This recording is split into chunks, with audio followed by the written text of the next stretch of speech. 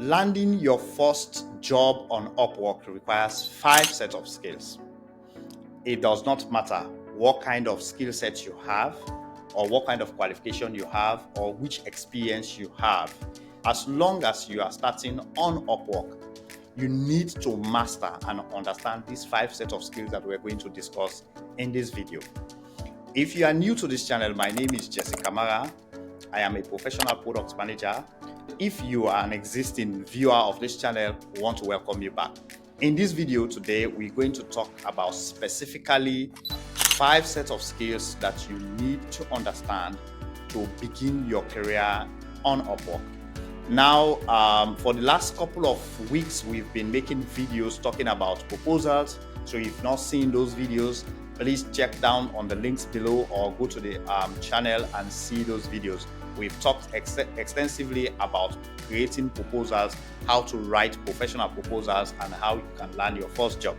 However, I try to reassess what we've done so far in terms of helping people to get their first job on the platform. And then I realized that there are 5 things actually that remains that you need to understand. And those things do not require you to write anything. These are soft skills that you need to master to land your first job on Upwork. So I thought that, okay, you know what? Let me share this information with you, because now you have to understand the process, which is number 1, you have to know how to spot a very lucrative opportunity, which is a job that somebody posts on Upwork. Number 2, you need to know how to send your proposals, right?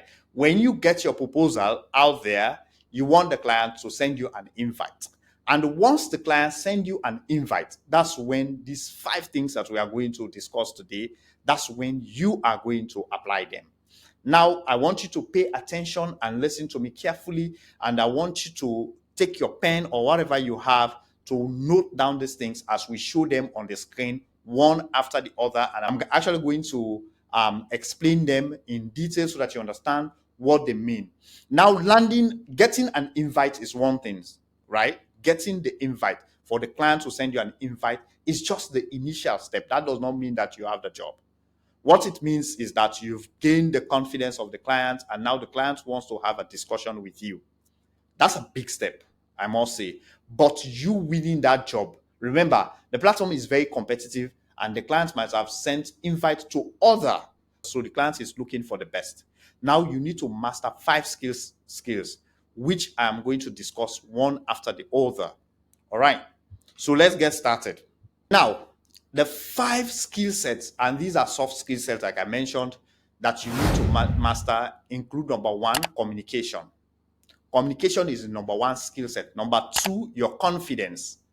And number 3, building a strong and positive rapport with the client.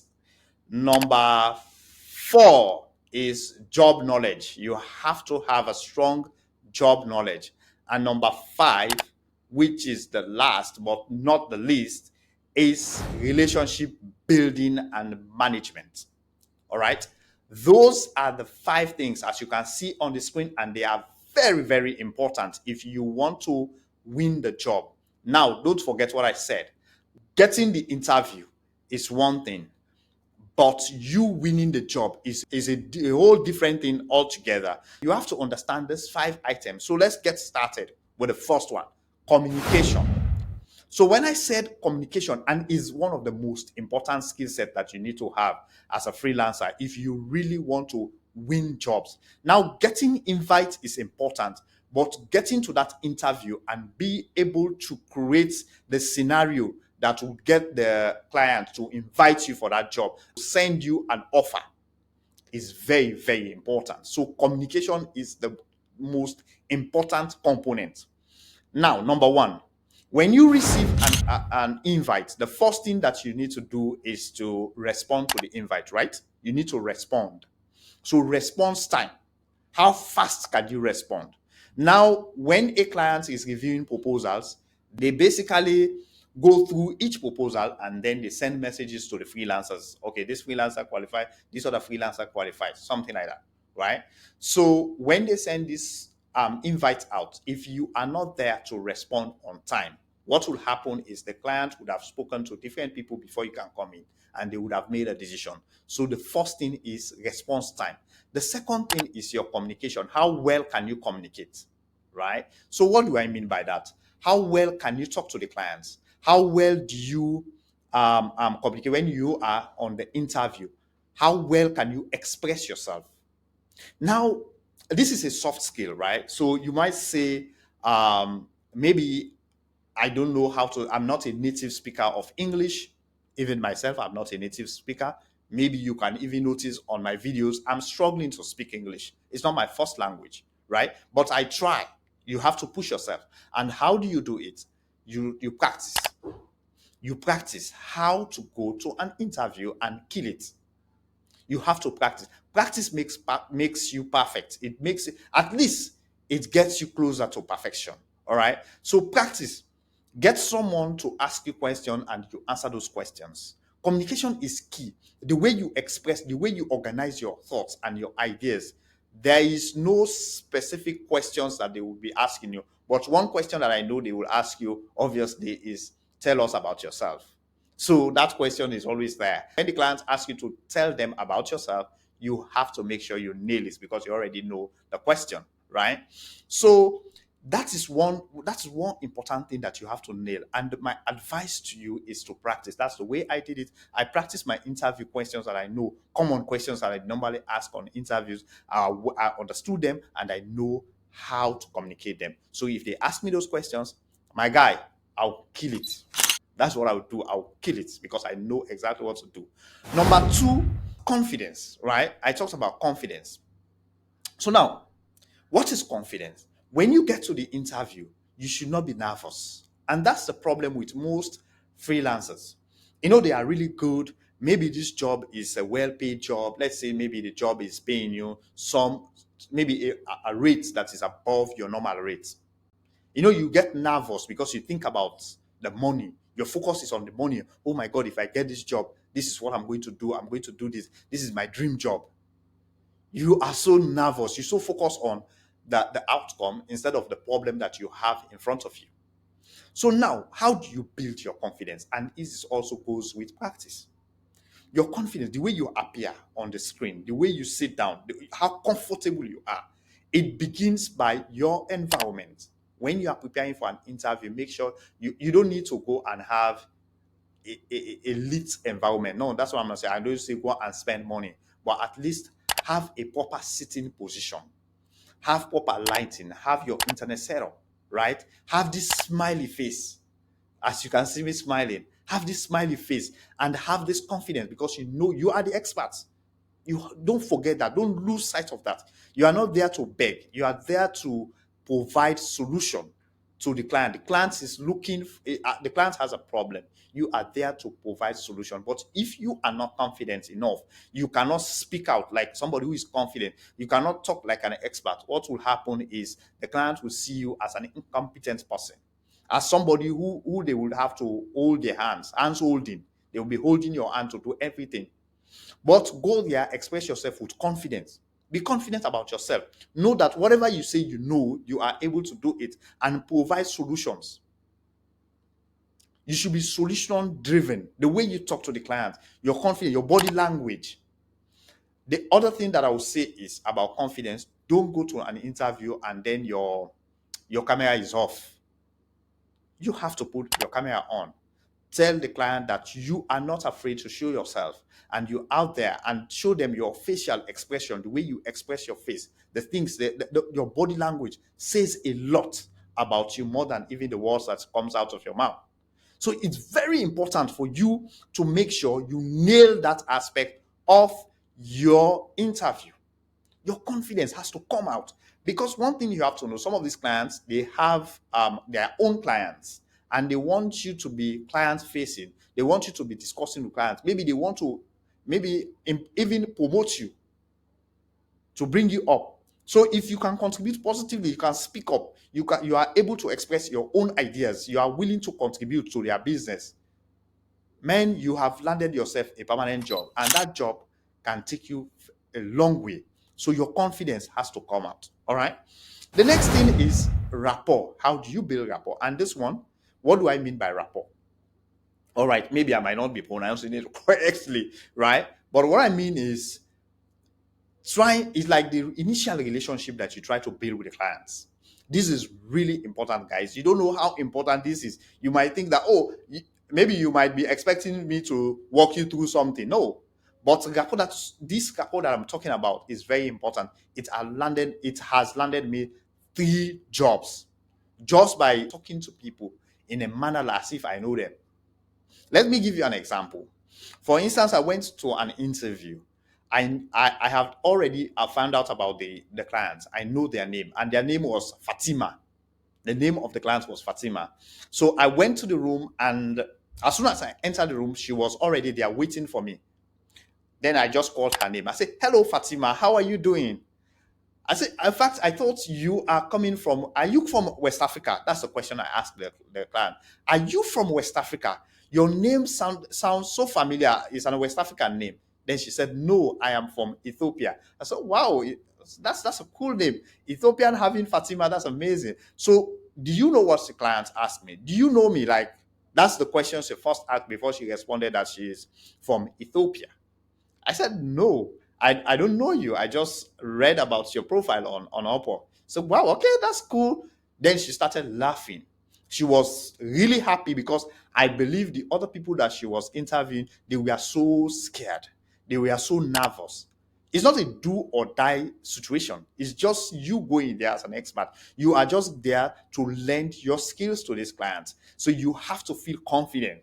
You have to go here with that confidence and you know how to build that rapport. So by calling her name and associating her with the West African scenario, she was caught off guard, and then she started laughing. We spent like 2 minutes just talking things extra from the interview.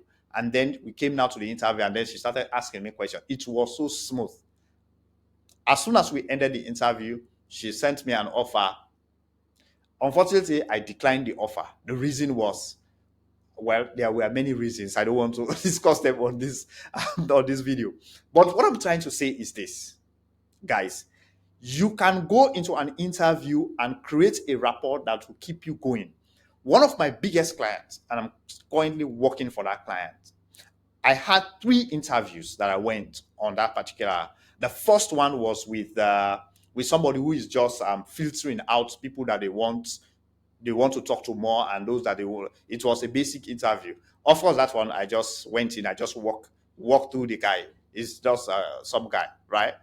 And then the next one we went to another manager. We had a conversation. It was cool. I did the same thing. I called the lady's name and we started discussing. I started the conversation. I don't wait for the client to start the conversation. I go there, I start the conversation. Hello, how are you? And then I called the name of the lady, and then we started talking. Something extra than the interview. And then later we came to the interview, we started talking. Then she said, okay, I want to set you up with my director. I said, of course, go ahead, please. Let's get this off the table. Then what she did, she organized me with directors, 2 directors actually. So you can see it's a very lucrative job actually. So we went there, we had a conversation, and then what happened? They came in, they were very serious. These guys are very serious. It's because it's a team lead role. So we had a conversation. At the end of the day, let me just summarize. We ended up having what I would call a discussion instead of an interview because of my confidence, because of the way when they were asking me questions of which they don't even know the answers themselves, but they were asking me because they wanted to test how solid I am as a manager. So what I did was I provided them my own way of doing or solving those problems. And then I asked them in turn, what's your experience with this particular way of doing things? All right. Then they will, because you are not going to ask me a question. I don't allow a client to ask me a question that they themselves cannot answer. If they ask me a question, especially for management area, I will ask them, what do you normally do? Or what are your expectations when it comes to the particular thing of way of doing things? All right. So basically, we ended up having like a discussion instead of an interview, and I got the job. And this was a very competitive job where we had over 50 people applied for that job. So, guys, there you have it. Like I'm telling you, you can build your rapport. That's why I'm explaining these things so that you understand. Because if you don't know how to do this, you don't practice how to do it. I did not just got up one day and I know how to do them. I practiced, I trained myself. I actually got a physical person sitting on the other side, asking me questions, and I was answering them, trying to so that I try to build my skills. When you keep doing the same thing over and over, then you build skills around it. All right. So now let's go to the number 4 thing is your job knowledge. That one, we don't need to talk much about it. So if you are a software developer, you are a data entry person or a virtual assistant, there is a job description for it. You need to know your job knowledge. You don't go to an interview like a mediocre. You go there like a professional. You are an expert and you need to speak like one, right? You don't go there, they ask you, say for instance, myself, they ask me what is product management. I don't give definitions. I don't do that in interviews. I don't go and talk about product management is XYZ. No, I will tell you what a manager does in a practical sense. I'll give you an example. I'll say, well, product management is like doing a project like this or a product like this, right? I will say, product management, let me just give you a realistic example. Say product management, for instance, if you ask me the question, what is product management? I will tell you, I will say, for instance, a product manager does the following. They will do X, Y, and Z. If you give them a project A and the project is about X, Y, and Z, they will do this, they will do this, they will do this, they will do this. They are responsible for doing this and this. For instance, when I was managing a project in my last assignment or in my previous role, this was what I got a project which was supposed to build a product that is called X, and then I was able to do X, Y, and Z. Now, what I'm trying to teach you here is, I know this is not a very clear example because I have not thought about it. I'm just thinking about it as I'm talking now. But what I'm trying to teach you here is this. Don't go there and answer definitions. When they ask you what is a product manager or who is a developer or something like that, somebody asks you that kind of careless question. That's the way I call it, a careless question.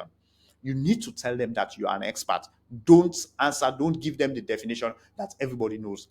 Give them a practical answer, an answer that tells them that you have not only understood the definition, but you have practiced what is defined on that particular role, and give them a very solid example. That's how you speak like an expert. That's how you showcase yourself that you are different. You are not like anyone else. You see, whilst another person will be, those that will not watch this video will be saying things like, oh, a product manager is doing this, doing that, start giving all sort of definitions or textbook definitions. You are giving practical example, things that you will be applying when you get the job. I hope you get that point, because that point is so solid that I'm giving you. So whenever you are asked a definition question or something, give them practical answers. So you have to be knowledgeable. Your job, you have to be knowledgeable. Now, next, the last one, but not the least, relationship building and management. Now, this is where most freelancers fail. Guys, I must tell you, this is where most freelancers fail. How do they fail? They would do all of these other things that I've said, and probably maybe they didn't even do them well, and the client decides to give them the job just because maybe the client looks at their job knowledge or maybe their history or whatever, they like it, and then they decide to give them the job. When they give them the job, they will just decide that, oh, the client is my friend. Now this client is my friend and I need to do whatever I want. I've gotten this job. Now they are thinking about their plans instead of focusing on the job. That's a big mistake that most freelancers do, and they get, at the end, they will lose that job. The job will go to another person. When a client gives you a job, one thing you have to remember, you are a freelancer. It means the client can terminate your contract at any time. I think if you don't know that, I want you to know that now. The client has the right, especially on UpWork, they can terminate your contract at any time. They can give you 24 hours notice. They can tell you now today that I don't want to work with you. They can even give you a notice this minute and terminate your contract. There is nothing you can do about it because you are a consultant. So what you do is to build very positive and manage that relationship very well, a very positive relationship, and manage the relationship very well. How do you do it? That's the question that you want to ask me now. So what you do is this. Once you nail the interview and then the client says, I will get back to you, number one, you have to follow up. Follow up with a thank you note. Say, thank you. I actually enjoyed working with you. I actually enjoyed talking with you today. I would like to know when I should expect to hear back from you. Send that message to the client in a very professional and friendly way, because you are just dropping from the interview. Now, that will be the last thing that will stick on their mind, whether in or on, I don't know, in their minds, right? So they will think about it. Now, when the client finally decides to call you, maybe they send you a message and say, okay, I want to hire you, Jesse. The next thing is to make sure I will have a discovery call. If the client does not even request for it, once they send me an offer, they said they want, I said, please, let's have a discovery call. On that discovery call, I will try to understand the expectations of the client, and also I will express my way of working. And then I will just share my own thought, the way I've worked with other clients whom I have completed projects for successfully, and try to understand the way they want me to work for them. It's not about going to the job, but understanding how the client wants you to work with them. Some clients don't have clarity on that, because maybe that's the first time they are working with a freelancer. So you can tell them that, okay, if that is not clear from your part, then what I will do is, this is how I want to work with you. We can meet on a weekly basis. I will do X, Y, and Z on that week, and then I will provide you some updates. Then also, if you are to do something for me, I will send you a reminder through Slack and so on. So I set a standard. I don't wait for the client to set me standards, to give me standards. If they don't give me standards, I am going to set the standards on how we work. Once I set those standards, I'm going to make sure I follow through. When I am in a meeting, or the client calls a meeting, I don't go there late. I make sure that I'm on there on time. I go there on time. I will make sure I manage the clients with respect, professionalism, and give them all the necessary support that they need, so that I will be successful on the job. And also, they can achieve their own goal. Those are the two things. You have to work on yourself. You have to manage yourself so that you can be successful, as well as help the clients to achieve their own goal. So guys, just to summarize on the relationship building part, it's a way of kind of looking at the client, trying to understand their objectives, and then making sure that you can meet those objectives and continuously improve on that relationship. Don't relax that, oh, this client is very friendly. Clients are not your friends. They are your clients. They are not your friends. So they can lay you off at any time. Some clients will speak to you very nice, because they are nice people. They speak to you nicely and they are friendly. They can smile and all that. But they know that you are not performing. And if you are not performing, they will drop you. I will not want you to win a job and then lose it just because of the way you have badly managed the clients. So guys, there you have it. Now, some of these points, maybe you will want me to actually go in depth. Some of them I tried to jump in because I just wanted to list them and give you all the information that you need. But if you want me to go in depth and actually give you like an outline, what steps or suggestions that you need to take, please let me know. Leave a comment, and I will appreciate it, guys, because growing this channel is one of my goals, not just because of the benefits it brings to me, but also it will benefit a lot of people out there. So your subscription, you subscribing to this channel, and also leaving a comment, sharing it with your community, will help the channel a lot. And that also will show that you are somebody who really cares about practical things. Like you see me, making all of these mistakes. I can decide to make this content perfect, right? But I don't want to make it perfect. I want you to know that I am your mentor. I am not just here I want to show you, I want you to know that I am making mistakes myself, just like the mistakes that you are making. But I want you to learn from my mistakes and then improve yourself, improve your ability, so that you can win more jobs on UpWork. So stay focused, stay working hard, and continue to kill this. Until the next one, thank you.